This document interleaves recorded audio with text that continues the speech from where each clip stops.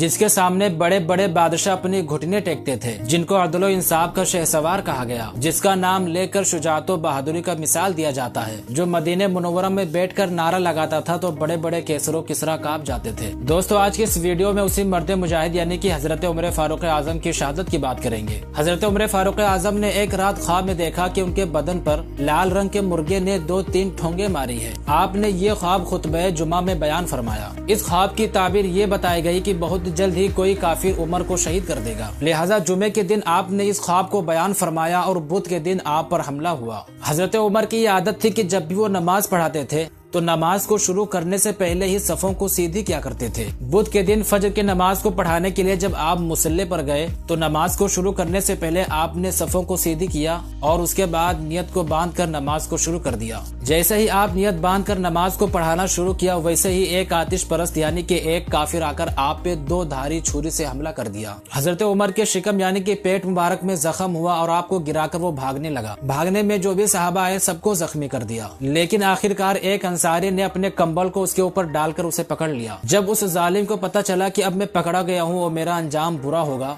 तो खुद अपने छुरी से ही हमला करके वहीं पर मर गया। हजरत उमर ने हजरत अब्दुर्रहमान बिन औफ को नमाज पढ़ाने के लिए आगे किया और खुद वहीं पर बैठकर नमाज पढ़ते रहे और जख्मी होकर भी वहीं पर हाजिर रहे। जब लोग नमाज से फारिग हुए तो हजरत उमर ने फरमाया कि इब्ने अब्बास देखो, मुझ पर किसी ने हमला किया है। हजरत इब्ने अब्बास ने फरमाया कि एक आतिश परस्त गुलाम जिसका नाम फिरोज है, उसी ने आप पर हमला किया है। जब आपने ये सुना तो फरमाया, इलाही तेरा शुक्र है कि मेरी मौत किसी कलमा पढ़ने वाले ने नहीं की। दोस्तों, उनके शिकम में इस कदर जख्म आया था कि जब आपको शरबत पिलाया गया तो शरबत उसी जख्म के रास्ते से बाहर निकल आया। जब आपकी हालत ज्यादा खराब हो गई तो अपने साहबजादे अब्दुल्ला से फरमाया कि बेटा, तुम उम्मुल मोमिन हजरत आयशा सिद्दीका रदियल्लाहु तआला अन्हा के पास जाके मेरा सलाम कहकर अर्ज करना कि उमर आपसे दरखास्त करता है कि हुजूर सल्लल्लाहु अलैहि वसल्लम के पैरों के नीचे दफन होने की इजाजत फरमाएं। हजरत आयशा सिद्दीका हुजूर की बीवी थी और वो जगह वो अपने लिए बचा के रखी थी। चुनांचा जब हजरत अब्दुल्ला हजरत आयशा सिद्दीका रदियल्लाहु तआला अन्हा के पास गए तो क्या देखते हैं कि वो भी हजरत उमर के गम में रो रही हैं। लिहाजा उन्होंने हजरत उमर का सलाम पैगाम अर्ज किया तो उम्मुल मोमिनीन ने फरमाया कि ये जगह खास मैं अपने लिए रखी थी, मगर मैं अपनी जान से ज्यादा उमर की जान को अजीज समझती हूँ, इसलिए मैं इजाजत देती हूँ कि शौक से उस मुकद्दस जगह पे दफन किए जाएं। जब हजरत अब्दुल्ला यहाँ से इजाजत लेकर फिर हजरत उमर के पास गए और सारा वाक़या बताया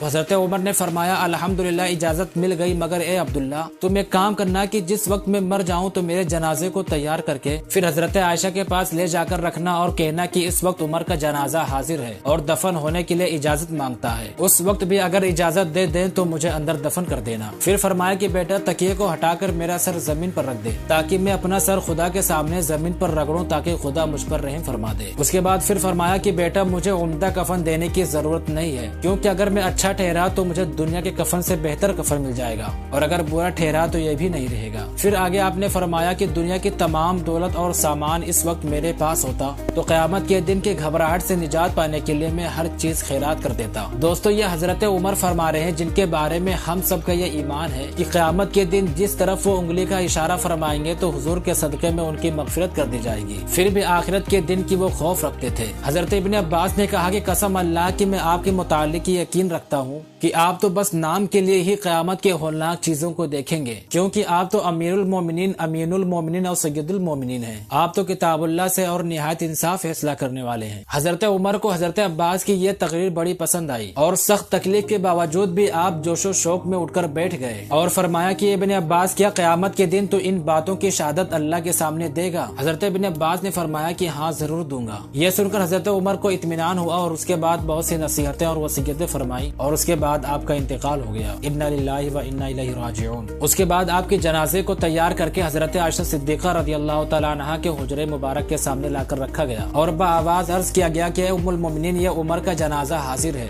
और एक बार फिर से इजाजत मांगता है। अगर आपकी इजाजत हो तो हुजरे शरीफ में दफन किया जाए। हजरत आयशा ने रोते हुए फरमाया कि मैं आज भी खुशी से इजाजत देती हूँ कि उमर को उस मुकद्दस जगह पे दफन कर दिया जाए और उसके बाद आपको हुजरे शरीफ में हुजूर के कदमों में दफन कर दिया गया। जिस दिन हजरत उमर का इंतकाल हुआ उस दिन सूरज में गहन लग गया और सारे मदीने में अंधेरा छा गया। एक तरफ लोगों का रोना और उधर सूरज का सिया होना, एक मारका क़यामत नजर आ रहा था। मदीने के बच्चे बच्चे अपनी माँ से पूछते थे कि ए माँ क्या आज कयामत है? माएँ कहती थी नहीं, आज अमीरुल मोमिनीन उमर का इंतकाल हो गया। वफात के बाद एक रात हजरत इब्ने अब्बास ने आपको ख्वाब में देखा तो पूछा कि ए अमीरुल मोमिनीन क्या मामला है? आपने फरमाया वजदतु रब्बी रहीमा, यानी कि मैं अपने रब को बड़ा रहम वाला पाया। दोस्तों, हजरत उमर की वफात के बाद मुशरिकीन कहते थे कि उमर 6 महीने और रह जाते तो जमीन पर कोई भी काफिर और मुशरिक नहीं बचता। हजरत उमर ने अपना एक एक लम्हा खुदा के जिक्र और हुजूर के गुलामी में गुजार दी। अल्लाह तबारक व तआला हम सबको भी हजरत उमर के नक्शे कदम पर चलने की तौफीक अता फरमाए। दोस्तों, कमेंट में आमीन लिख के वीडियो को लाइक करके शेयर भी जरूर से करें। मिलते हैं किसी अगले वीडियो में, जब तक के लिए खुदा हाफिज, फी अमान।